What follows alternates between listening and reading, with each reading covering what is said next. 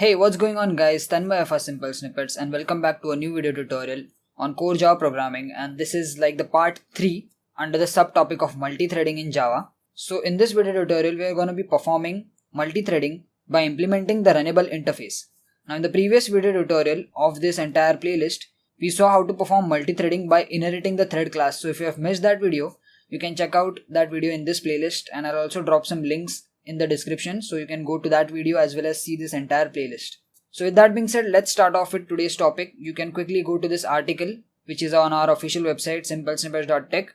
Under the courses, under the core Java tab, you can find this article, or what I'll do is I'll just drop the link in the description so that you can directly go to this article. Now we're not going to be getting into a lot of theory because we've already talked about multi-threading in the previous 2 video tutorials, especially the first part, that is when we discussed all the theory about multi-threading, what are threads and all. So you can check that video.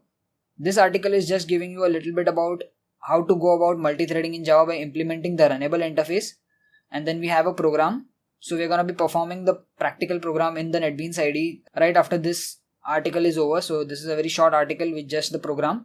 And then a differentiation between thread class versus Runnable Interface, and what are the advantages of each of the methods. Okay. So in general, multi-threading in Java programming can be performed by 2 methods, that is extending the thread class, which we saw in the previous video, and then the second one is implementing the Runnable Interface, which we are going to see in this video. So now what we'll do is we'll jump to NetBeans IDE and we'll start off with the programming part by implementing the Runnable Interface. So let's open up your NetBeans IDE. Okay, so as you can see on the screen, I have already started my NetBeans IDE and created the project. What you can do is you can open up your project along with me and practice along with me for the best practice, So programming is best done by actually typing it out, and that's the best way to practice programming. So we'll start off with creating our own custom class. So I'm going to say class multithread demo. So you can name anything to your class. And instead of inheriting the thread class in this programming tutorial, what we're going to do is we're going to say implements Runnable Interface. So once we implement the Runnable Interface, you'll see that we are getting an error because we still have to override the run method. Now I hope you know what our interface is, because we've extensively covered the concept of interfaces in this entire playlist. You can check out this playlist, and if you don't know what interfaces are, you can check that out. So what we'll do is we'll override the run method. So the signature goes as follows: public void run. And you can see that it's giving us a warning to add @override annotation. You can add that, it's not compulsory, but it just tells you that you're overriding this method which is coming from this interface. Now again, inside this run method, what I'm going to do is I'm going to use for loop. Okay, I'm going to say int I equals to 0, I less than 10, I less than 5, and I plus plus. So what I'm going to do is I'm going to print out the thread ID. So in this entire program, what we're going to do is we're going to create 2 different threads. Now one thread is going to be our thread and the other thread is going to be the main thread. So when your main method is executing, it executes under one default thread. Okay. So there's always one thread running, and then what we're going to do is we're creating one more thread which is going to be of this multi-thread demo object. Okay. So there will be 2 threads, and in Java the JVM assigns unique IDs to individual threads. So that is handled by JVM. We cannot assign any ID. So in order to distinguish between which thread is running what, we're just going to print those IDs in the output. So you'll understand that concurrently there are 2 things happening, and you'll understand what is being done by which thread by identifying the unique ID. Okay. So you'll get that in a minute. Let me just finish the code. So in the for loop, I'm just going to print out the unique ID. Okay. So the syntax goes like this: system.out.println, then I'm just printing thread, and then we have the thread class which gives us a static method known as current thread. This will give us the current thread which is running, and then you can get its ID. So get ID will return the ID of that current thread, and then I'm just printing is running. So this is it for our custom class which is going to implement the Runnable Interface. In the main method, what I'm going to do is I'm going to again copy paste this entire for loop, and I'm going to perform the same thing. So let's save this and let's first try to run this. So there you go, you can see output thread 1 is running. So what I did is in the main method, I'm just printing this for loop 5 different times. So that is why we are getting the output of thread 1 is running. So this 1 is the ID of the thread of the main method. So main method is running under one thread, right? So that thread ID is 1. Now in the main method, what we'll do is we'll create an object of multithread demo. This is our custom class.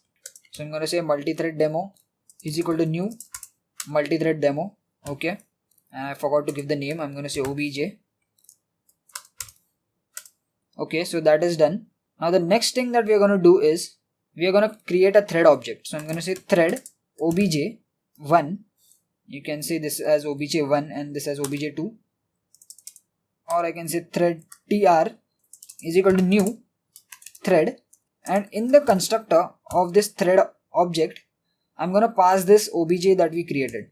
So this thread class is a default or inbuilt class provided by Java. It has a parameterized constructor which can take an object of a class which is implementing the runnable interface.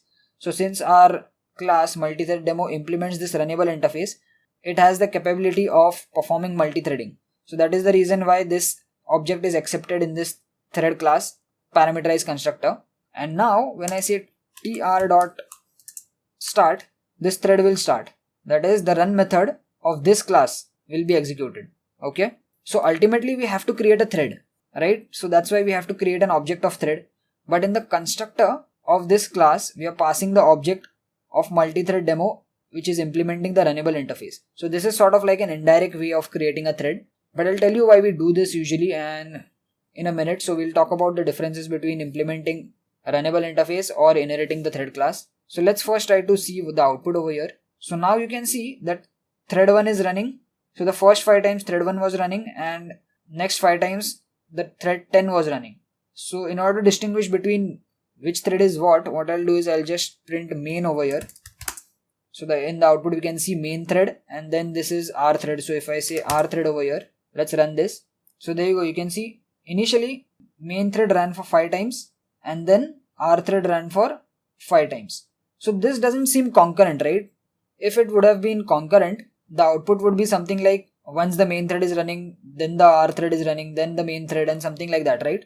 It has to be jumbled up. It has to be random in order to be simultaneous. And the reason why it appears to be running linearly is because this concurrent behavior is not in our hands. It is totally dependent on JVM which thread to run when. So we cannot control that. So if I try to run this for more than 5 times, let's say I'll run this loop for 10 times. Let's see if we get that concurrent behavior. So there you go. You can see in the output now, main thread ran for 2 times. Then R thread ran for some amount of times, that is I guess 9 times. Then again main thread ran for 1 time. Then R thread ran for 1 time. And then lastly again main thread ran for the rest of the times. So now you can see that concurrent behavior, right? So there is context switching happening between the 2 threads. So there are 2 threads in our program. One is the main thread or the main method which is running our main thread, and another thread which we have created over here, thread tr, and we passed obj1. So we can say tr1 and then we can also create one more thread. So if I copy and paste this again, I say tr2, and if I say tr2.start, there would be 3 threads now. And if I run this, there you go. You can see main thread first ran for some time.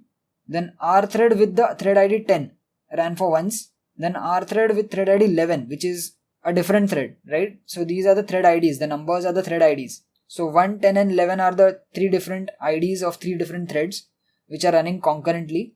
So there's context switching happening between the 3 threads. Similarly, you can create more than 3 threads and test out this program example. And this was a very basic example to demonstrate you how to perform multithreading using the runnable interface, implementing the runnable interface by our custom class. So coming back to the theory now, some differentiation between thread class and runnable interface. So if we extend the thread class, our class cannot extend any other class because Java does not support multiple inheritance, right? So that's a limitation of thread class. But if we implement runnable interface, our class can still extend other base classes.